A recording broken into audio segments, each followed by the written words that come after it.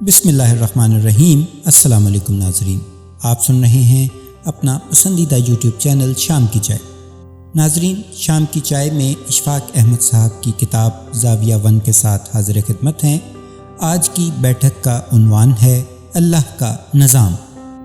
ہم جو یہ اپنے زاویے کی محفل سجاتے ہیں اور آپ تک پہنچتے ہیں تو یہ بات یقین سے نہیں کہہ سکتے کہ آپ ہم سے کتنے خوش ہیں، کیونکہ یہ یک طرفہ معاملہ ہے۔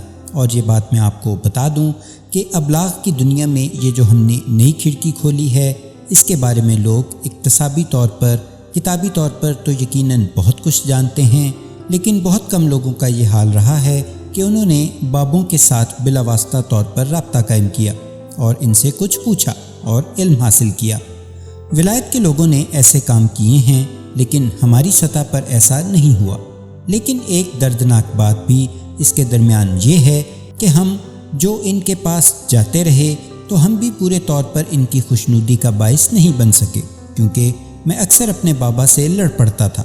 کچھ معاملات ایسے آ جاتے تھے کہ وہ میری دنیا داری کی راہ میں حائل ہوتے تھے، اور یوں بھی ہوا کہ 10 مہینوں تک میں کبھی ان کی خدمت میں حاضر نہیں ہوا یا ان سے جا کر کچھ پوچھا نہیں۔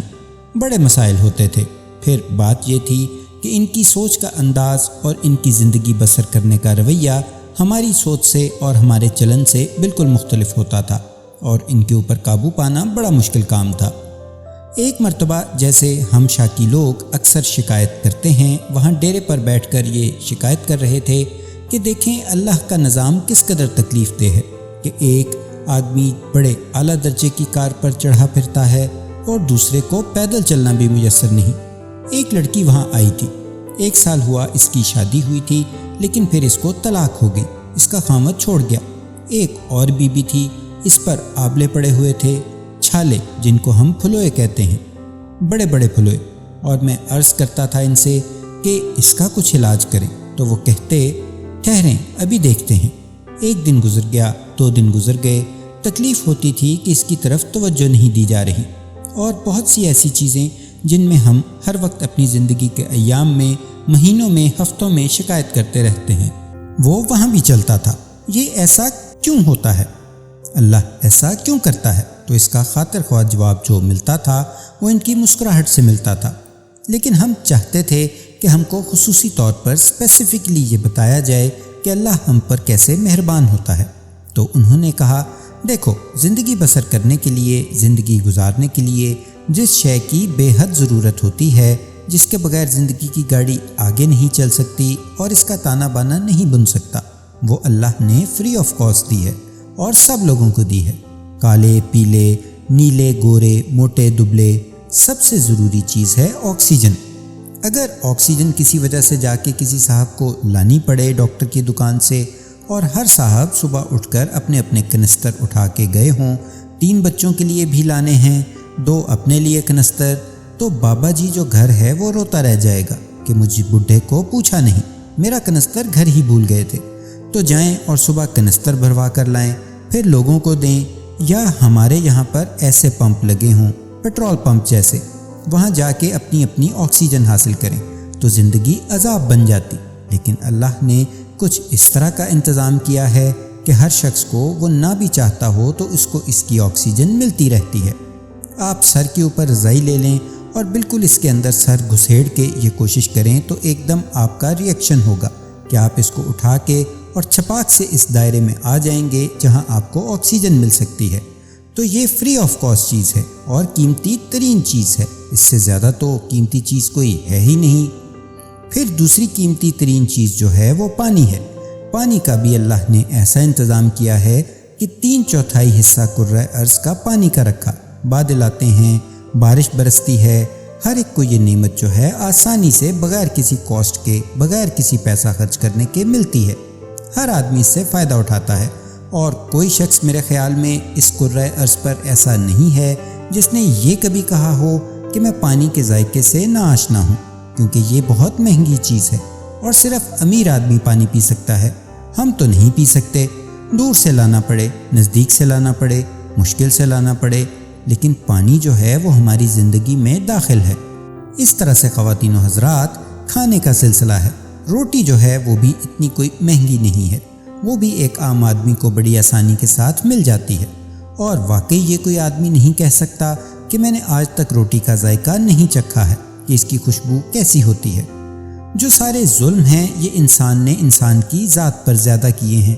دوسرے جانوروں کے خلاف دوسرے جانور اپنی سپیشیز کو کچھ نہیں کہتے، لیکن انسان ایک ایسا ہے کہ وہ نہیں چاہتا کہ اس آدمی کو جو میرا بھائی ہے، پڑوسی ہے یا رشتہ دار ہے فائدہ پہنچے، اور یہ بھی اس آسائش میں داخل ہو جائے جس آسائش میں میں داخل ہوں۔ تو ہم یہ سمجھتے ہیں کہ اگر اس بات پر غور کیا جائے اور اس کو قریب سے دیکھا جائے، اور جو ہم شکایت کیا کرتے ہیں اکثر شاکی ہوتے ہیں کہ اللہ نے ہمارے ساتھ ایسا کیوں کیا، تو وہ نکلے گا گھوم پھر کے بالآخر انسان ہی جس نے ہمارے ساتھ ایسا رویہ اختیار کیا ہے۔ باقی رہ گئی بیماری کی بات، مثلاً وہ جو بی بی آئی تھیں وہ عجیب و غریب سی بیماری میں مبتلا تھی، اور میں ذرا شکایت میں بابا جی سے کہتا تھا کہ اس کو 3 دن ہو گئے ہیں، تو ہمیں پتہ نہیں چلا کہ آپ نے اس کا علاج کب شروع کرنا ہے۔ تو وہ کہتے تھے ٹھہرو بیٹا، ذرا جب میں اس کا صاحب حال ہوں گا، مجھے سمجھ نہیں آتی کہ یہ کیا بیماری ہے، تبھی اس کا علاج کر سکوں گا۔ تو میری سمجھ میں نہیں آتا تھا کہ کسی بیماری کا صاحب حال کس طرح سے ہوا جاتا ہے۔ 4 دن کے بعد خود ان کے بازو پر ویسے ہی چھالے پڑنے شروع ہو گئے، اور تقریباً ان کا بازو بھر گیا۔ تو پھر انہوں نے کہا کہ اچھا نکالو فلاں مرہم لگا کے دیکھتے ہیں۔ اب ان کو پتہ چلا کہ تکلیف کیسی ہے، یہ درد کس نوعیت کا ہے، اور میں اس میں سے گزر رہا ہوں، تو پھر میں اس کو اپلائی کروں گا اپنی دوائی، تو پھر مجھے پتہ چلے گا کہ اس کے اوپر کیا گزر رہی ہے، کیا تکلیف اس کے اوپر طاری ہے۔ چنانچہ خیر اس کا علاج شروع ہوا، اور ہم خوش ہوئے کہ اس کی کیفیت جو تھی وہ ٹھیک ہونا شروع ہو گئی، لیکن اس سے ہماری شکایت جو تھی اس کے جذبے میں تو کمی ہو گئی، لیکن شکایت کی نوعیت اور اس کی والیوم کم نہیں ہوئی، اور ایسی باتیں کی کیونکہ ہم پڑھے لکھے لوگ تھے۔ اس زمانے میں نیٹشے کا فکرہ زبان زد عام تھا کہ گاڈ از جیٹ۔ نیٹشے نے کہا ہے، تو ہم بھی ایسی باتیں کرتے تھے کہ religion is the opium of people. ہم اس کا ترجمہ کر کے انہیں یہ بتاتے تھے۔ انہوں نے کبھی اس بات کا برا تو نہیں مانا، لیکن ایک تکلیف دہ بات ضرور کی جس سے ہم ناراض ہوئے ان سے، اور وہ رشتہ کٹا۔ اور مجھے اب افسوس ہوتا ہے کہ اتنا 10 ماہ کا گیپ کیوں آیا ہے۔ کئی دفعہ آیا۔ انہوں نے یہ کہا کہ جو لوگ غربت کی اور اسرت کی زندگی بسر کرتے ہیں اور آپ کے گروہ انسانی کے درمیان رہتے ہیں، اور آپ تو جانتے ہیں ان کی بہت ساری ذمہ داری آپ پر عائد ہوتی ہے۔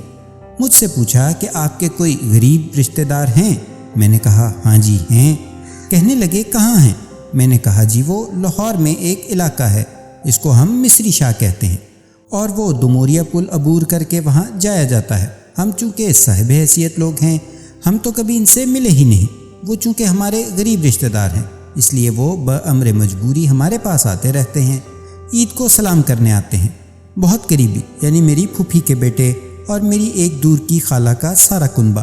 تو ہم ان سے ملنے اس لیے نہیں جاتے کہ ہم ان کو برا سمجھتے ہیں، ہمارے پاس وقت ہی نہیں ہوتا، اور ہماری مصروفیت اس نوعیت کی ہوتی ہے کہ ہم ان کے ساتھ اتنا سارا وقت نہیں گزار سکتے۔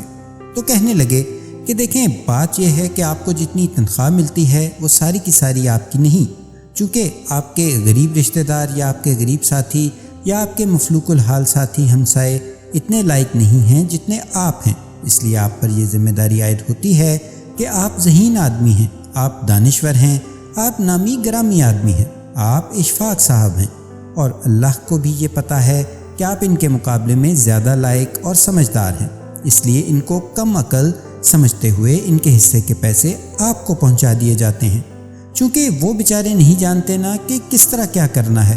تو آپ کی کتنی تنخواہ ہے؟ میری اس وقت تنخواہ 9,000 روپے تھی۔ تو انہوں نے کہا بالکل ٹھیک، 7,000 تو آپ کے، تو 2,000 اللہ میاں ہر مہینے آپ کو مزید دے دیتا ہے کہ آپ عقل مند آدمی ہیں، لائق ہیں، ایماندار ہیں، آنسٹ ہیں اور سمجھدار ہیں، اور آپ کے وہ عزیز و اقارب جو دموریا پل کے اس طرف رہتے ہیں وہ اتنے لائق نہیں۔ تو ان کے پیسے یہ 2,000 آپ کو دے دیے گئے، تو مہربانی فرما کر یہ آپ ان کو دے آیا کریں۔ تو یہ بات بڑی تکلیف دہ تھی۔ میں نے انہی دنوں اپنی سینٹرل گورنمنٹ کو، اپنی منسٹری آف ایجوکیشن کو لکھا ہوا تھا کہ یہ میری تنخواہ کم کیلکولیٹ ہوئی ہے، اس میں 2,000 کا اضافہ ہونا چاہیے، اور میرے منسٹر نے مجھے یقین دہانی کرائی تھی کہ یہ آپ کا دعویٰ ٹھیک ہے، اور ہم نے بھیج دیا ہے منسٹری آف فائنانس میں، مگر پھنسا ہوا ہے۔ وہاں ایسے وہ آبجیکشن لگا دیتے ہیں لیکن ملے گا۔ جہاں میں 2000 کا اور متمنی تھا اور سمجھتا تھا کہ میں لوٹا گیا، میں مارا گیا، میری تنخواہ اتنی کم ہے، اس میں اضافہ ہونا چاہیے۔ میرا بابا مجھ سے یہ کہہ رہا تھا، جس کو میں اتنا پروٹیکٹ کر رہا تھا اور اتنی عزت افزائی کرتا تھا کہ جو 9000 روپیہ مل رہا ہے اس میں 7000 تو آپ کے ہیں اور 2000 ان بے وقوف لوگوں کے ہیں جو پیسے کو سنبھال کر نہیں رکھ سکتے۔ آپ چونکہ سنبھال کر رکھتے ہیں اس لیے ان کو دے آئیں۔ اب بتائیے صاحب، یہ کوئی عقل کی بات ہے؟ تکلیف دہ بات ہے اور تھی۔ میں نے کہا، صاحب السلام علیکم، میں اس جگہ آنے کے لیے تیار نہیں، آپ تو بدراہ کرتے ہیں۔ واقعی لوگ ٹھیک کہتے ہیں کہ آپ رہبانیت کی طرف مائل کرتے ہیں لوگوں کو۔ اکثر یہ کہتے ہیں نا جی کہ یہ رہبانیت ہوتی ہے اور یہاں بھنگ وغیرہ پیتے ہیں لوگ، تو آپ کو چاہیے تھا کہ آپ رہبانیت کی جانب مائل نہ کریں۔ یہ کیا الٹا سلسلہ آپ نے شروع کر دیا ہے؟ تو وہ گیپ آیا میری زندگی میں، آج میں اس کا ذکر کرنا چاہتا تھا آپ کی خدمت میں۔ وہ کافی تکلیف دہ تھا اور اس گیپ کے اندر، اس خلا کے اندر، اس ویکیوم کے اندر جو بہت کچھ چیزیں حاصل کی جا سکتی تھیں وہ میں حاصل نہیں کر سکا۔ اس لیے ان لوگوں کی باتیں جو کتابوں میں یا ابلاغ کے دوسرے ذرائع میں ملتی ہیں، اب آ گیا شکر گزار ہونے کا موقع۔ اس میں کچھ لوگ ایسے بھی تھے جو وہاں آتے تھے اور جن کو شکر گزار ہونے کا فن آتا تھا۔ اب شکر گزار ہونے کا فن بھی بڑا مشکل فن ہے۔ ہماری پوتیاں، نواسیاں، لڑکیاں خاص طور پر ایک بڑی لڑائی ہوتی ہے، وائی می۔ یہ لڑکیوں نے وائی می کا بڑا محاورہ نکالا ہے کہ یہ میرے ساتھ ایسا کیوں گزر رہا ہے، میں جو اتنی بڑی شاہ زور لڑکی ہوں اور اتنی پڑھی لکھی ہوں، میں نے ایم اے انگلش کیا ہے اور میں نے فرسٹ ڈویژن لی ہے، میں نے سیکنڈ ڈیو میں کیا ہے، تو مجھے یہ بتایا جائے کہ میرے ساتھ ایسا کیوں ہوا، میں نے کیا کیا ہوگا؟ کہنے لگی، میرے ناک پر پمپل نکلا ہے تو وائی۔ میں نے کہا، یہ سب کے نکل آتا ہے؟ تو کہنے لگی، نہیں، آپ دیکھیں کہ میری اتنی خوبصورت ناک ہے، چہرہ اچھا ہے۔ میں نے کہا، اگر آیا ہے تو چلا بھی جائے گا، اس میں گھبرانے کی کیا بات ہے؟ انہوں نے کہا، وائی می، لوگوں کے ساتھ ایسا نہیں ہوتا، میرے ساتھ ایسا کیوں ہوتا ہے؟ تو یہ ناشکر گزاری کا جو سبق ہم کو پڑھایا جاتا ہے یا ہم پڑھتے ہیں یا ہماری زندگیوں میں داخل ہے، جان بوجھ کر نہیں، ہمارے ماحول کی وجہ سے، ہمارے گرد و پیش کی وجہ سے، ہماری تربیت کی وجہ سے یہ ہماری زندگی میں داخل ہوتا ہے۔ لیکن کچھ لوگوں کو میں نے ایسے دیکھا ہے، اپنی زندگی میں ظاہری طور پر، جسمانی طور پر آسودہ نہیں ہوں گے، لیکن ان کے چہروں پر ایک طمانیت کا رنگ ہوتا ہے اور سکون ہوتا ہے۔ وہ یہ کیسے حاصل کر لیتے ہیں؟ یہ ایک بڑا مشکل کام ہے جو میں اپنی زندگی میں کسی طرح بھی اپنی گرفت میں نہیں لا سکا۔ ہم نے ایک دفعہ، آج سے پہلے کئی برس کی بات ہے، جب گلگت میں ریڈیو اسٹیشن کھولا تو میں چونکہ پرانے لوگوں میں سے تھا، گیا تو وہاں جا کر ایک جگہ سلیکٹ کی، منتخب کی۔ وہ ایک اچھا کھلا باغ ہے، آپ کبھی جائیں گے تو دیکھیں گے وہاں ہم کو 2 کمرے مل گئے۔ وہاں چھوٹا اسٹیشن چلانے کے لیے کچھ دقت کا سامنا نہیں کرنا پڑا، تو وہاں پر ایک عارضی ملازمت کے لیے ایک آدمی مل گیا۔ بنارس خان پٹھان تھا۔ اس نے مجھے بڑا متاثر کیا۔ مجھ میں ایک خرابی ہے کہ میں کچھ اور طرح کے آدمی سے بہت جلد متاثر ہوتا ہوں۔ بہت پڑھا لکھا آدمی مجھے اتنا متاثر نہیں کرتا، لیکن اگر وہ مجھ سے اعلیٰ و ارفع ہو، سینئر، تو میں اس سے دبک جاتا ہوں۔ اور اس کے ساتھ ساتھ مجھ میں یہ تجسس بھی ہوتا ہے کہ میں اس کے قریب جا کر اس سے یہ معلوم کروں۔ میری تو قسمت میں شاید نہیں ہوتا کہ میں ویسا بن سکوں۔ بنارس خان میں ایک خوبی یہ تھی کہ جو کام اس کو سونپ دیا جاتا، ایک تو وہ خوش اسلوبی سے کرتا تھا اور پھر اس کی طبیعت کے اوپر بوجھ نہیں پڑتا تھا، اور جو کام دے دیا گیا وہ کر رہا ہے۔ یہ وہ نہیں کہ مارے گئے، صبح سے آئے ہوئے ہیں، 6 بجے تک روٹی نہیں ملی۔ میں نے اس سے پوچھا کہ بنارس خان، تم شاکی آدمی نہیں ہو، شکوہ نہیں کرتے؟ کہنے لگا، صاحب ہم بہت شکوہ کرتا تھا، یہ تو ہماری زندگی کا ایک حصہ تھا۔ اپنا گھر چھوڑ کے ہم تو ادھر آ گیا، شکوہ کرتا کہ ادھر تو کوارٹر میں کچھ نہیں ہے، ہم نے ادھر آ کے کام کیا۔ تو میں نے کہا، اب تم نہیں کرتے ہو؟ کہنے لگا، جی میں ادھر آیا تھا سکون کی تلاش میں، بڑا پرباش رہنا چاہتا تھا، بڑی کوششیں کی، بڑے لوگوں سے ملا، بڑے پیروں فقیروں کے پاس گیا کہ جناب ہم کو سکون کی تلاش ہے، تو نہیں ملا۔ ایک دن شام کو کھانا کھاتے کھاتے میں نے فیصلہ کیا، میرے ہاتھ میں لقمہ تھا، رکھ دیا۔ میں نے کہا، یار دفع کرو سکون کو، ہم نے اس کو لے کر کیا کرنا ہے؟ ہم سکون کے بغیر ہی زندگی بسر کرے گا۔ کوئی بات نہیں، ایسے ہی چلتے رہتے ہیں تلاش میں۔ اس دن سے مجھے سکون ملنا شروع ہو گیا۔ تو میں نے کہا تم نے یہ کمال کی بات کی ہے، کیسے سوچا؟ کہنے لگا بس یہ اللہ کی طرف سے میرے ذہن میں آیا۔ میں نے کہا وہ ٹھیک ہے کہ آپ نے سکون کے پیچھے بھاگنا چھوڑ دیا اور اپنے آپ کے ساتھ ایک مصالحت کر لی، لیکن یہ خوش دلی آپ میں کیسے آئی ہے؟ میں یہ جاننا چاہتا ہوں۔ کہنے لگا جی یہ بھی بڑا مشکل کام تھا۔ کہنے لگا جی یہ بھی ہمارے اوپر ایک مشکل آئی تو ہماری اس جھگی میں جس چار پیر پہ سوتا تھا، تو ہر شخص جو دنیا کا آدمی جو سوتا ہے اور صبح اٹھتا ہے، تو میں بھی صبح اور لوگوں کی طرح اٹھتا تھا۔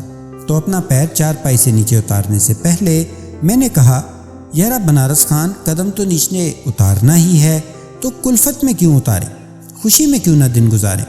تو سارے دن میں جب کبھی جس مقام پر بھی میں جاتا، تندور پر روٹی کھانے، دوستوں سے ملنے یا کہیں مصیبت اڑچن میں گزرنے، تو مجھ کو یہ بات یاد آ جاتی کہ آج میں نے فیصلہ کیا ہے کہ کلفت میں یہ دن نہیں گزارنا، آرام کرنا ہے۔ اس کے بعد صاحب عادت پڑ گئی۔ اگر انسان یہ فیصلہ کر لے اور اس کا تہیہ کر لے اور اس پر قائم ہو جائے تو یہ کوئی اتنا مشکل کام نہیں ہے۔ میں نے کہا یار ہم سے تو اس پر قائم نہیں رہا گیا تھا۔ کہنے لگا آپ نے یہ فیصلہ کیا ہی نہیں، وہ تہیہ کرنے کی بات کر رہا تھا۔ بڑے سالوں کے بعد 15-16 برس کے بعد پھر مجھے وہاں جانے کا اتفاق ہوا گلگت میں۔ تو میں نے پوچھا بنارس خان، تو پتہ چلا وہ ادھر نہیں ہوتا۔ میں نے کہا وہ ہے یہیں پر، ہمارا وہ تو بہت بڑا استاد ہے، گرو ہے، ہمارا پیر ہے، میں اس سے ضرور ملوں گا۔ کہنے لگے ہے تو ادھر ہی، لیکن اب وہ کام نہیں کر سکتا۔ میں نے کہا ہم کو اس کے ڈیرے پر لے جاؤ، ہم جائیں گے۔ تو میں اس کی خدمت میں حاضر ہوا۔ وہ جھگی میں تھا لیکن بڑا معذور تھا اور تکلیف میں تھا۔ اس کو گاؤٹ ہو گیا تھا، گنٹھیا، اور وہ جڑا ہوا تھا اور چارپائی پر بیٹھا تھا۔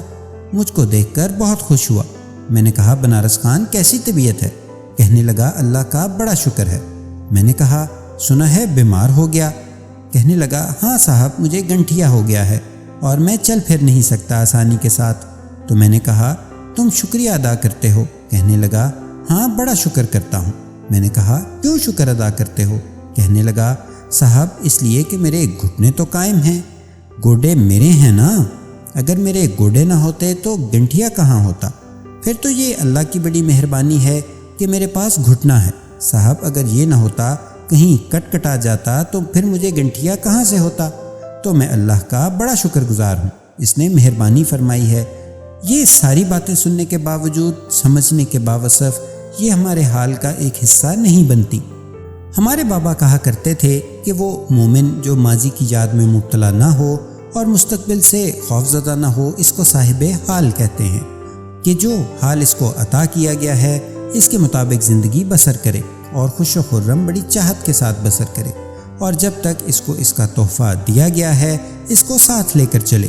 لیکن بدقسمتی سے ہمارے پاس اس قسم کا زمانہ آ گیا ہے جو خود تو ناسازگار نہیں ہے، اس نے ہماری سوچ کو، ہمارے رویے کو بہت ساری ناسازگاری میں تبدیل کر کے رکھ دیا ہے۔ اور میں یہ سمجھتا ہوں زندگی کے اس حصے میں پہنچ کر کہ جب تک اللہ کا ساتھ نہ ہو اور اللہ کو جس طرح سے نہ مانا جائے جس طرح سے ماننے کا حق ہے، صرف کتابی طور پر نہیں۔ مثلا میری خرابی یہ ہے، میں بڑا اس کا ایمانداری سے اعتراف کرتا ہوں اور بڑا مجھے دکھ بھی ہے کہ میں اللہ کو مانتا ہوں، لیکن کتابی طور پر میری ماں کہتی تھی کہ نماز پڑھو، لیکن میں نے کبھی یہ ارادہ یا تہیہ نہیں کیا کہ میں اس کے ساتھ ایک ربط باہمی قائم کروں گا۔ ہمارے بابا کہتے ہیں لفظ خدا خدا نہیں ہے، خدا تو اور ہے نا، جو لکھا ہوا ہوتا ہے یا جو ہم گانا گاتے ہیں، ٹی وی پر خدا کا نام لیتے ہیں، وہ ایک اور چیز ہوتی ہے، اور اس کا تجربہ ہونا، اس کو زندگی کے اندر سے گزارنے کا لطف کچھ اور ہی ہے۔ اور میں یہ بات آپ کو اس لیے گارنٹی سے کہہ سکتا ہوں کہ میں آپ لوگوں سے بہت زیادہ پریویلیجڈ ہوں، میں ایک اونچے مقام پر ہوں کہ میں ایسے بندے سے ملا ہوں اور میں ان کا تجربہ اور مشاہدہ اور مطالعہ رہا ہوں، اور وہ بہت بڑے لوگ ہیں۔ یہ وہی لوگ ہوتے ہیں جن کی جھگی میں بادشاہ جوتے اتار کر جانے کو سعادت تصور کرتے ہیں۔ یعنی کیا کمال ہوتا ہے؟ کچھ یہ تو نہیں ہوتا کہ ان کے پاس پیسے ہوتے ہیں یا دولت ہوتی ہے یا توپ خانہ ہوتا ہے، کسی قسم کی کوئی چیز نہیں ہوتی، کچھ اور ہی چیز ہوتی ہیں۔ مشہور واقعہ ہے کہ دیوجانس کلبی سے سکندر اعظم ملا، اور میں شاید پہلے بھی عرض کر چکا ہوں کہ ساحل کے اوپر گرم گرم کلنکنی ریت میں کلا بازیاں لگا رہا تھا، تو سکندر نے جا کر کہا، اے آقا، میں تیری کوئی خدمت کرنا چاہتا ہوں۔ اس نے کہا، تم میری خدمت کیا کرو گے؟ دھوپ چھوڑ کے کھڑے ہو جاؤ، دھوپ آ رہی تھی۔ وہ ایک طرف ہو کے کھڑا ہو گیا۔ اس نے کہا، سائیں، تو وقت کا بڑا فلسفی ہے اور بہت عظیم انسان ہے۔ یہ جس طرح سے تو مزے کر رہا ہے، کلا بازیاں لگا رہا ہے، میں بھی لگانی چاہتا ہوں۔ تو اس نے کہا، تو بڑا نالائق آدمی ہے، کپڑے اتار اور کلا بازیاں لگانی شروع کر دے۔ اتنا بڑا ساحل پڑا ہے، یہ تو مجھ سے کیا ڈسکس کر رہا ہے؟ تو سکندر نے کہا، میں معافی چاہتا ہوں، میں سکندر اعظم ہوں، مقدونیہ کا شہنشاہ۔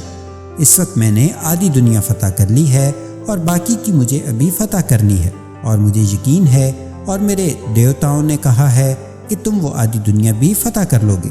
تو اے آقا، جب میں وہ آدھی دنیا فتح کر لوں گا تو پھر انشاءاللہ آ کر آپ کے ساتھ کلا بازیاں لگاؤں گا۔ تو اس نے کہا، تم کیسے بد نصیب ہو، میں آدھی دنیا فتح کیے بغیر کلا بازیاں لگا رہا ہوں، تو جائے گا، آدھی دنیا فتح کر کے آئے گا، پھر ایسا کرے گا۔ تو خواتین و حضرات، یہ اتنا مشکل کام نہیں ہے جتنا کہ نظر آتا ہے۔ اللہ آپ کو آسانیاں عطا فرمائے اور آسانیاں تقسیم کرنے کا شرف عطا فرمائے۔